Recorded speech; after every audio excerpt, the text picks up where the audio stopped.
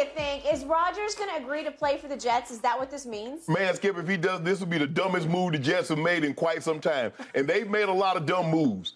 Skip, have they not watched anything that has transpired in Green Bay? That's a good question. Everything that he's wanted, they've given him. And for what?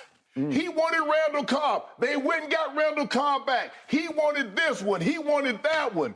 Skip, Marcedes Lewis is the only current player in the NFL that doesn't call me Unc. He calls me Big Bro because he's damn near old as I am. True. And they want him for what? If you look at their fourth and fifth receiver, the second and third receivers last year, Tyler Conklin and Corey Davis. One had 552, the other had 536. That's more yards than Cobb and Lewis had combined. That's true. And you want them to do what? You just signed C.J. Uzomah last year from Cincinnati. Yep. And you want Marcedes Lewis to come in. Skip, last year he had a grand total of 6 catches for 66 yards. And that's going to do what? You want somebody to talk to Aaron Rodgers? You want somebody to keep him company? How about this here?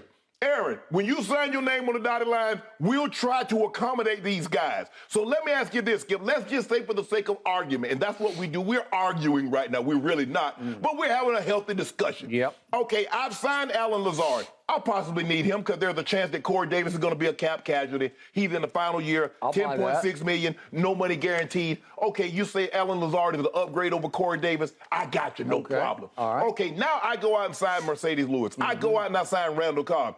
Aaron Rodgers doesn't sign. Now what? And Well, it's Nathaniel Hackett all over again, right? Did they not see what? And also, by the way, I would like to have OBJ. So you want to have the guy that's coming off 2 ACL surgeries in the last year and Who wants 20 million? Yep. We got to pay you $60 million. We just gave, it's reported that Allen Lazard inked the deal 4 years, $44 million. Yep. And you want Cobb, and you want Lewis, and you want us to sign OBJ. And by the way, you haven't even signed yet. So instead of you worried about whether they're going to sign or not, how about you ink your name on the dotted line, and then we can talk about maybe signing one of these guys or two of these guys.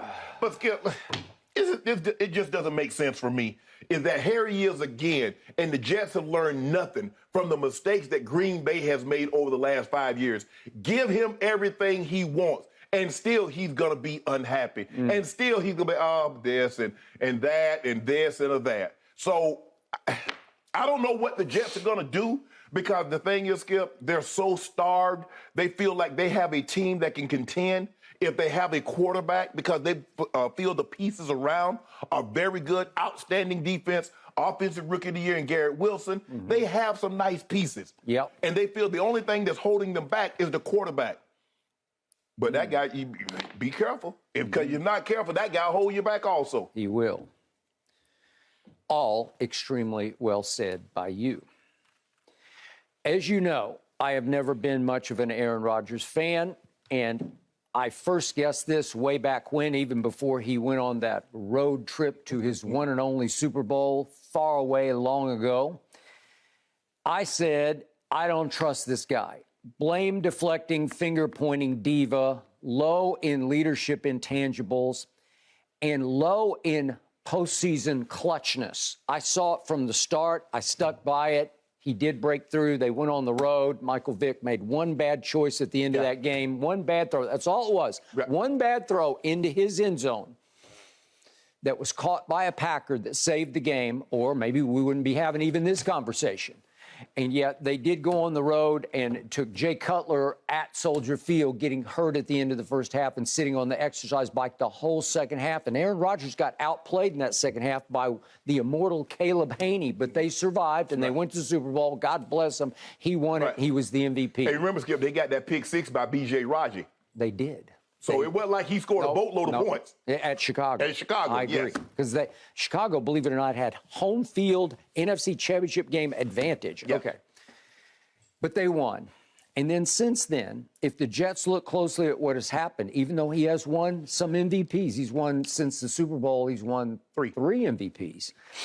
He's also 7-9 in the postseason. And as you and I keep beating over the head, the last 3 years, he was MVP with #1 seed and blew a home game at the NFC Championship game. First one he ever had at home, he lost to Brady in that game, and he stunk at the end of that game because he had it first and goal at the 8. Followed up next year, he's MVP, and he's got the #1 seed, and he stinks it up against Jimmy Garoppolo at home in the divisional round game. Correct. So your first playoff game, you lose that.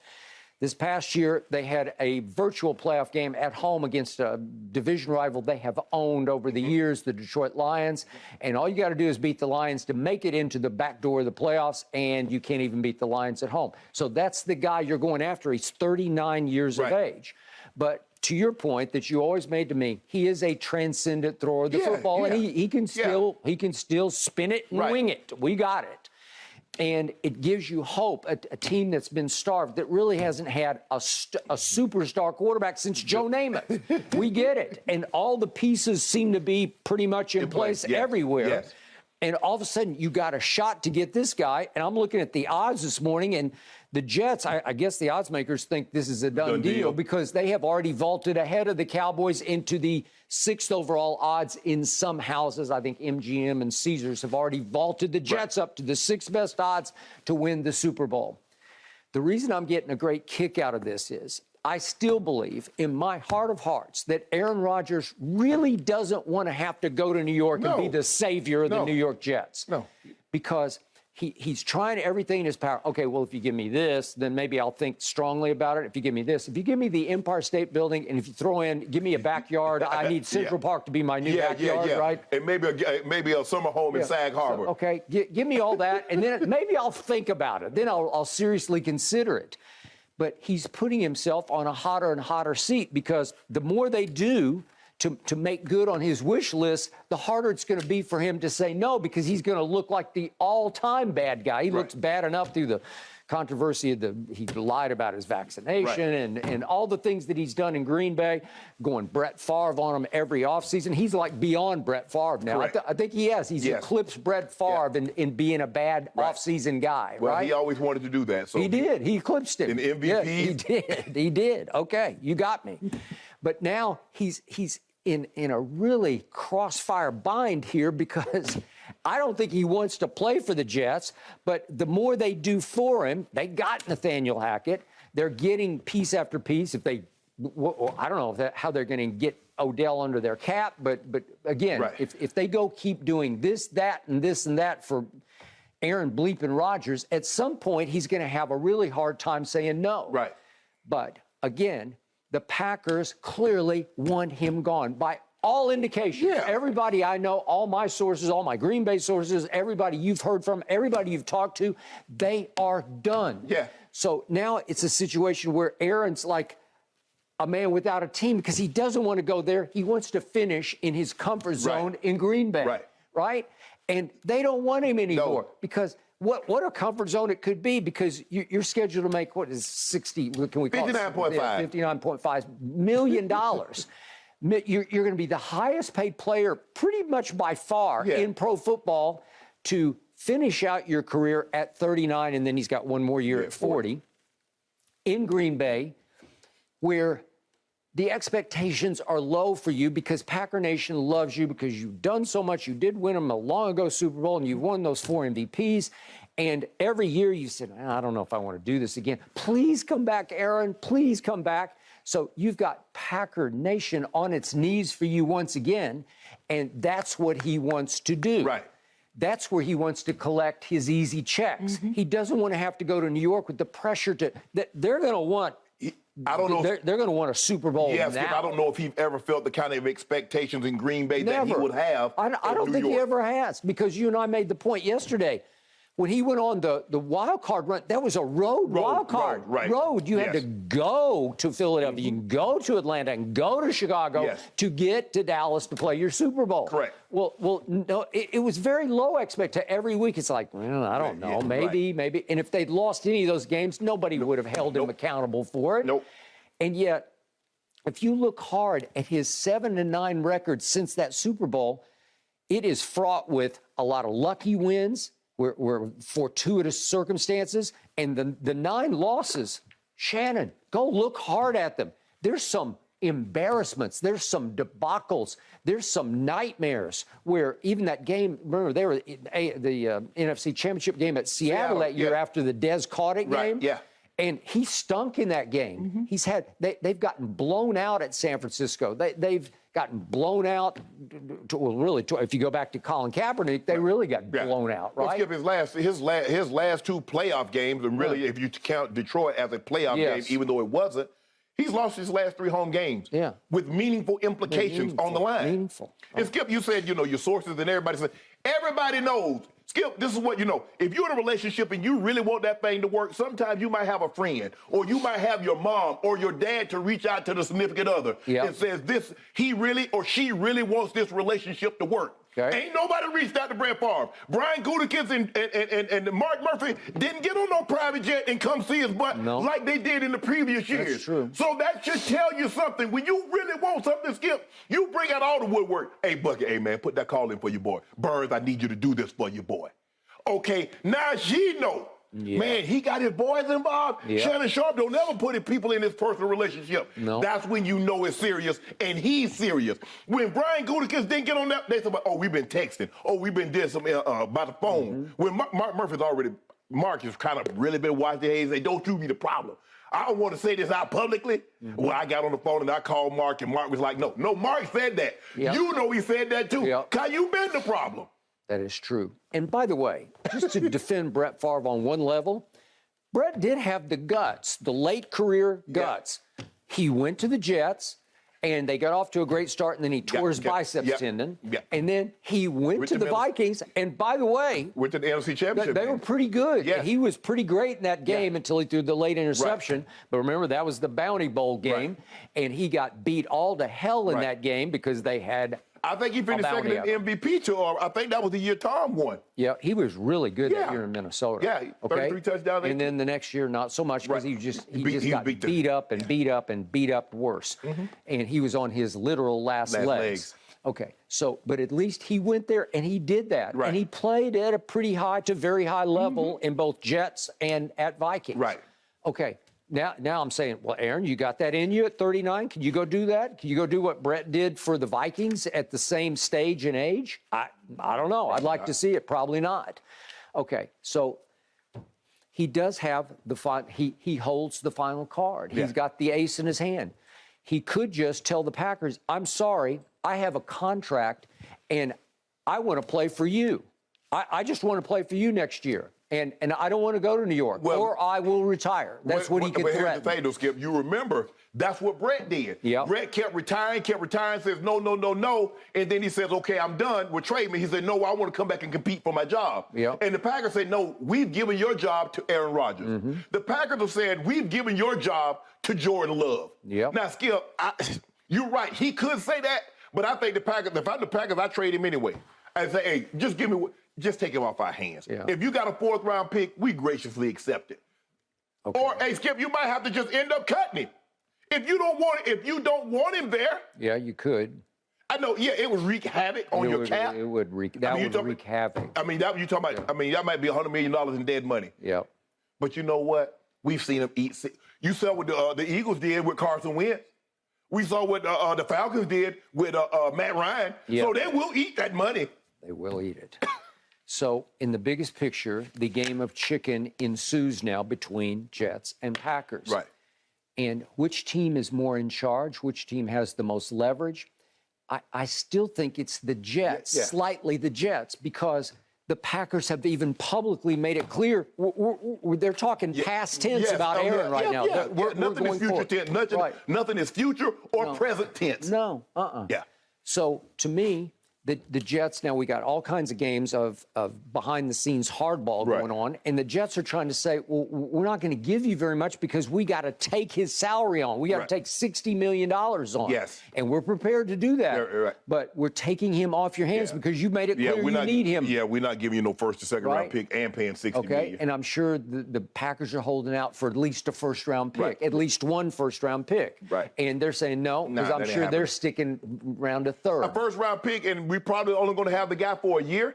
I mean, I don't know how common it is, Skip, like in basketball or baseball, where the team that's trading pays half of his salary. We see that a lot in baseball. We do. We see that some in basketball where teams trade, but okay, I'm going to play some of the salary. Green Bay like, nah, we won't be done with this. And if I'm not mistaken, Skip, I go back, Brett Favre, I think, finished second in 2009. Okay. That was the year the New Orleans Saints won the Super Bowl. And Yes. if I'm not mistaken, he was the Viking. yeah, the Vikings, yeah. And Yes, I think he finished second to Peyton Manning, if I'm not Didn't he mistaken. have, I didn't look it up this morning, but didn't he have extraordinary touchdown to interception? Yeah, I think he was like 30, he was like 33-8. 33. It was. Yeah. That's a good one. I believe you're exactly right. 33-8, which was pretty close to leading the league. I think Peyton ended up winning. I think Peyton, that was the year Peyton broke the record. Okay. Went for, broke Dan Marino's record, if I'm not mistaken. Okay. So what's sitting for him in New York with the Jets right now? Well, if you add Lazard, well, remember, Garrett Wilson was just the rookie of the year, offensive rookie of the year, right? You got Elijah Moore. And you got Elijah Moore, and Corey Davis is now cut to bowl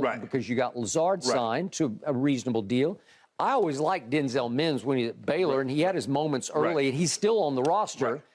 The defense is really good. Sauce Gardner was ranked by Pro Football Focus the number one corner in all of football. You got Quinny Williams. You got C.J. Mosley. Yeah. So you got great players. I mean, you got really good players. Quinny Williams on the cusp of becoming great. So you got, and Sauce Gardner has already said, I've arrived. There ain't no sense in coming. I've arrived. And so, Skip, you got players at all three levels on that side of the football. Now you just need someone to give you consistent play at the quarterback position, which is the most important position. And so they feel they're right there. And so you can feel it's building. The Jets, like, if we just get a quarterback and we get that guy, that's still Aaron Rodgers. Yeah, I know he's 38, about to be 39. I get all that. But he's still Aaron Rodgers, and he's still better than anything that we could possibly trot out there. So if we just have someone doable, which I believe he's still more than that, man, can you imagine? Imagine what it was when they had Brad. I was working in New York at the time. And it's Jets. I mean, they were going crazy. I was living in New York at the time, and people were talking about a Jets-Giants Super Bowl and trying to buy early tickets to it. It's craziness. It was. But in the biggest picture, I still believe he doesn't want to go there because of all the reasons we just said. The expectations are the highest he would ever face times 10 in his whole career. Yeah, for sure. Late career, age 39, expectations. He's a hired gun. And when you hire a mercenary, he's got to get the job done. I love this. That's just what it is, especially at his position. Skip, you understand, I mean, sometimes you get a receiver, you get this guy, and you're like, yeah, okay, that makes him a better team. But when you get that guy, and he plays that position, he's a hired gun, and he needs to deliver the target which is in Las Vegas next year. Yep. Okay. Last angle to this is we're going to talk about him, this next quarterback, in a couple of minutes here, but Lamar Jackson is still available. I still say that if I'm the Jets, in the biggest picture, Lamar Jackson would be slightly more valuable to me right now than Aaron Rodgers would. I just believe in him. I believe in him as a leader, warrior of a team, and I think he would come with a chip on his shoulder pads to say, watch what I can do here. But this is just me. See, they're fixated on Aaron Rodgers, and yet we've watched so closely, we're saying, wait a second, are you sure about this? Yes. Okay. But that's, Skip, you know, hey, you never have, but I mean, sometimes when your kids get fixated on a certain relationship, there ain't nothing you can say. I told you my grandma did my aunts like that. And she broke up with the guy. My grandma wanted to have the ex guy. And she didn't want him. She wanted a guy. And when they broke up, and she told my grandma, I said, Granny, there's more fish in the sea. And Granny said, you might not catch them. That's the fish. And the Jets said, we might not catch another one. Well, you can get Lamar. It's going to cost you two first-round picks and the money. But the money, Aaron's making this kind of money. You give Lamar this kind of money, he'd be ecstatic. Well, we're going to talk about that. I think you and I have higher expectations. We view Lamar in a more positive light than the other teams. Unfortunately, you or I don't own a team, so it's not like. Unfortunately, not. Peyton Manning did. He didn't break the record. Tom Brady broke the record in 2007, 50 touchdowns. Okay. But Peyton Manning, if I'm not mistaken, I feel when he very went to comfortable. Denver, he had the huge year. That was 2012. He threw 37 touchdowns and 10 picks, and then he followed it up with 55 and 10. 37, 37-13. Got it. But he did win the MVP in 2009. I'm almost certain of that. Okay, got it. Guys, you feel like there's got to be some movement on the Lamar Jackson front sometime soon. Jeez. He might All be right, moving still up out to of Baltimore. come, Skip. You started... yeah. Skip, you started the morning off trying to talk about this. Let's discuss your Cowboys. How much better did they get by adding a former Defensive Player of the Year? And Shannon, I got to give you your flowers. Last night was tough for me. Are the Lakers now a top was over contender after in a the quarter. West when LeBron returns? I had him down by 40.